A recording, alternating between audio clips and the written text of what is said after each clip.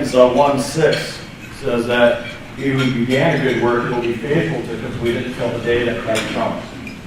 And so I really thought about that word finish. What does that mean? What does that mean relationally? What does that mean spiritually? What does that mean when you go on the distance? When it's not convenient to drive to Victorville or to Temecula, you go anyway because that's what God called us to do. Or being at Rancho Cucamonga at 7:15 on Friday morning for their huddle, you go and you do those things. It means you go the extra mile relationally with coaches, with athletes, with donors.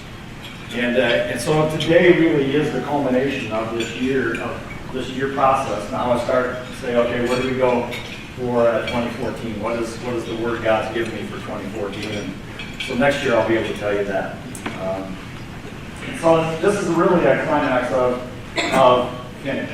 I don't know how many meetings we've sat in and talked about what God wanted to do here, and we didn't know anybody else, and to see what Ben and Becky have done and the board, and that you've come out and that you've shown out and that you want to support a work that's going to reach coaches and athletes for Christ. I say, way to go.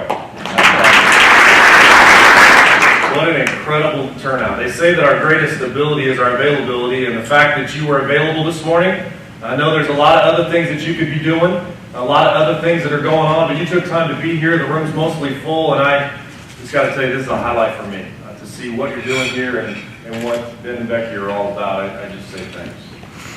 So I live in Vista, and I drove up this morning at 5 a.m. As I'm walking out of my bedroom, I kiss my wife. The room's completely dark, and I tell her goodbye, and she says, have fun, kind of mumbles that, and I said, have fun, and then she says, if you can't be brilliant, be brief.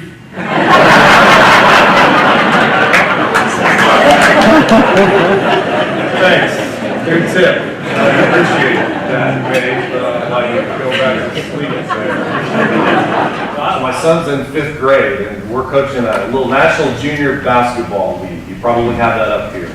And what's cool about national junior basketball is that they have a little player participation rule. So every player gets to play 2 quarters without exception. And they actually keep track of that.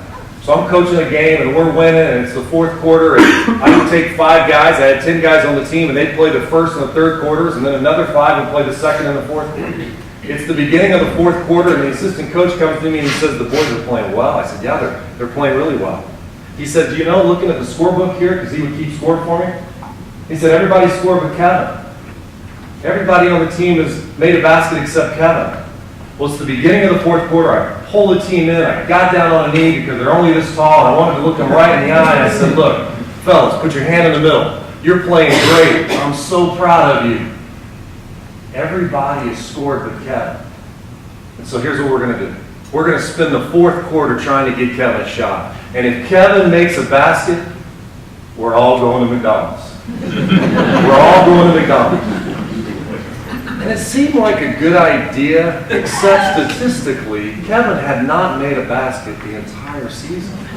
So the likelihood of Kevin making a basket is really slim. Assistant coach looked at me and he said, after the team went on the court, he goes, what are you doing? I said, I don't really know, but Kevin's got to make a basket here or he's going to be depressed for the rest of his life. And you can imagine the pressure in the history of world sports. Nobody put more pressure on an athlete than I did that day around high school. Poor Kevin.